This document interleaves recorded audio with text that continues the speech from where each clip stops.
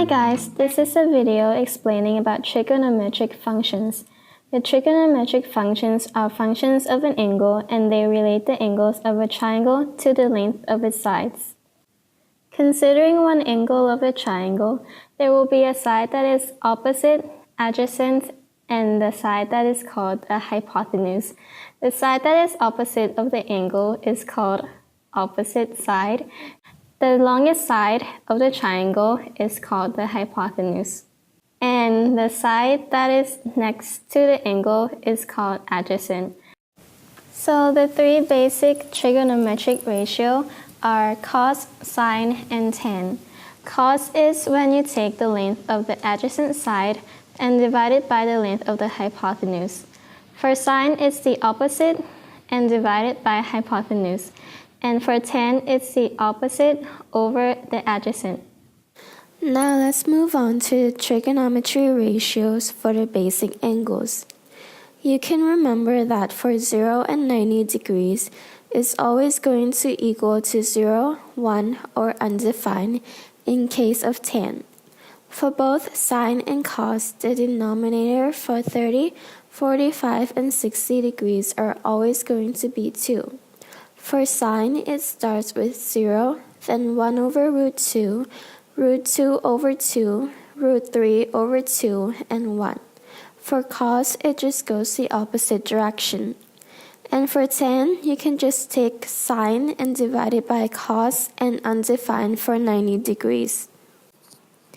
And how do we get these numbers? Well, we can use the triangle and circle method. For the triangle to the left, we can see that the angle that we're focusing on is the 60 degrees angle. So the side that is opposite to it would equals root 3, the adjacent would equals 1, and the hypotenuse would equals 2. When we plug these numbers into the SOHCAHTOA, you will get the answers that is the same as in the previous table. And next is the unit circle. So cos is equal to the x-coordinate while sine is equal to the y-coordinate. And as you can see on the circle to the left, cos 90 equals to 0, cos 0 equals to 1, sine 90 equals to 1, and sine 0 equals to 0. And as for tan, we know that tan is equal to sine over cos, meaning this is opposite over hypotenuse divided by adjacent over hypotenuse. And with this, we can cross out the hypotenuse, leaving tan equal opposite over hypotenuse. Therefore, tan 90 equals 1 over 0, which is undefined, and tan 0 equals 0 over 1, which is 0. And there are two basic triangles that we can use to help us memorize the basic sine, cos, tan. One of them have a right angle, a 30 degrees angle, and a 60 degrees angle, and the other one have two 45 degrees angle and a right angle.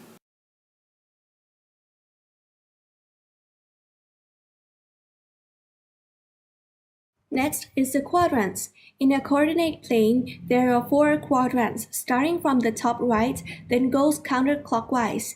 In quadrant 1, both x and y coordinates are positive. In quadrant 2, the x coordinate is negative and the y coordinate is positive.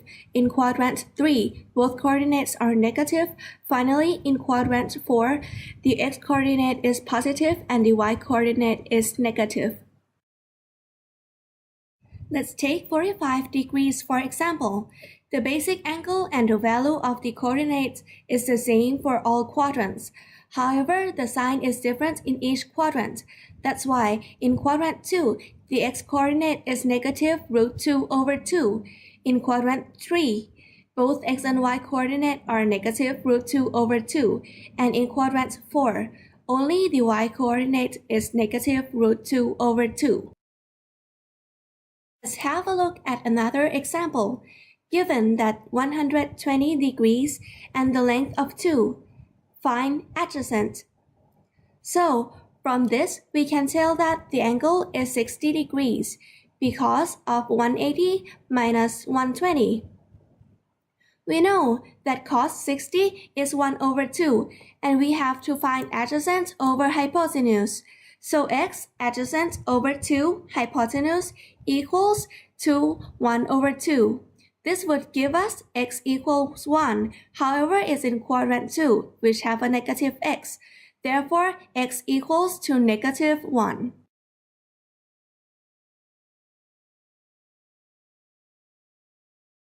Next example is to find sine delta if sine delta equals 405 degrees and the opposite is 3.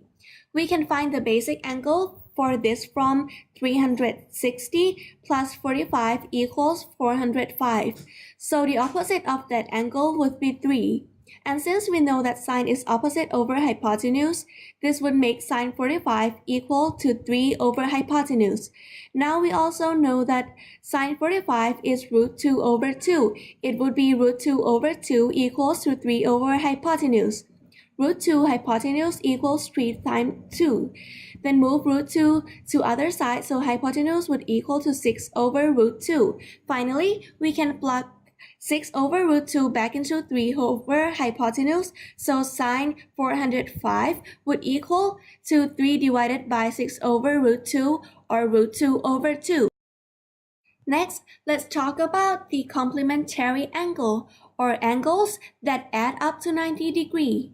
So, the first one, sine 90 degrees minus delta would equal to cos delta. For the second one, cos 90 degrees minus delta, it would equal to sine delta. And the last one, for tan 90 minus delta, it equals to 1 over tan delta. You may be curious how these formulas come, and I'll explain that in a minute.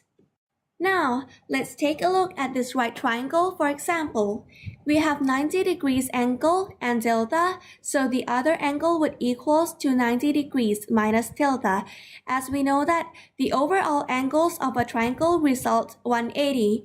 Let's say that the sides are A, B, and C. If we take cos delta, for example, it would equal to A over C. Now, if we take sine of 90 minus delta, we would also get the same answer, meaning these angles are complementary. Now, let's take a look at tan delta. If we take tan delta, it would equal to B over A. Next, if we take tan 90 minus delta, we would get A over B, which is the same as 1 over A divided by B. Therefore, tan 90 minus delta, this one, it would equal to 1 over tan theta.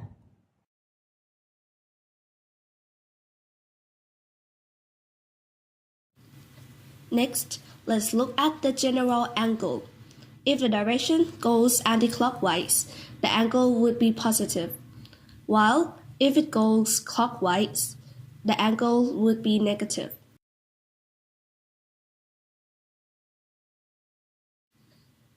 Let's talk about the reference angle next. The reference angle is also known as the basic angle or acute angle. It's the smallest angle between the terminal side and the x-axis. The reference angle is going to always be positive.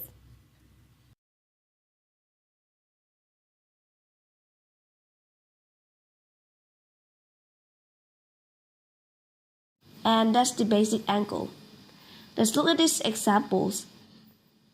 The basic angle of negative 45 degrees is going to be 45 because it has to be positive. For the basic angle of 135 degrees, it's gonna be 45 degrees because that's the smallest angle between the terminal side and the x-axis. For more examples, you can also see that the basic angle of 675 degrees and the basic angles of negative 225 degrees are the same, which is 45 degrees because it's the smallest angle between the terminal sides and the x-axis. Now, we move on to the graph of trigonometric function. For the graph of sine, it starts at 0, goes up to 1, and down to -1. This makes an up and down curve. Therefore, the maximum of the graph is 1 and the minimum is -1. So, you may wonder, why does it look like this? If the x-axis is the angle, we know that sine 0 is 0, where it starts. And from the graph, we can see that sine 90 is 1, sine 180 is 0, sine 270 is -1, and sine 360 is back to 0. Now, let's take a look at the graph again. The distance between the x-axis and the top is called the amplitude. In this case, the amplitude equals to 1. Now, let's take a look at the x-axis. In a sine graph, a single period has 360 degrees. This is the length of the interval before it starts to repeat again. The equilibrium, or the middle of the graph, is called axis of the curve.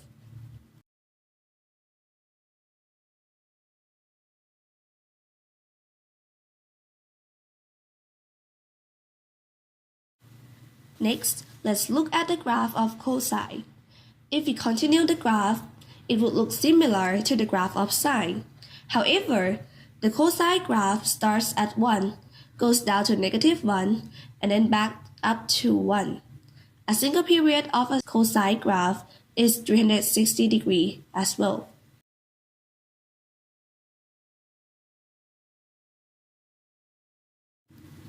For the graph of tan, it's a bit different.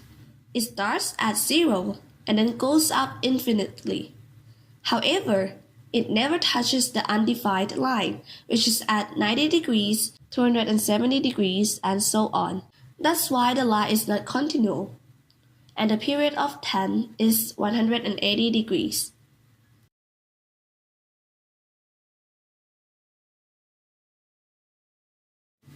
Now, we can look at the variation of these graphs. If we add a number to the function, the axis of the curve will change by moving up or down depending on the side. For example, if we add 3 to cosine, the graph of cosine will then move up by 3 units.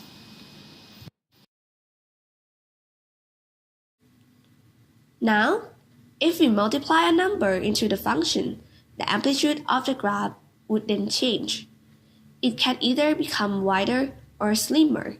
As you can see, if we multiply 2 to the graph of sine theta, the amplitude of 2 sine theta will be doubles the amplitude of sine theta.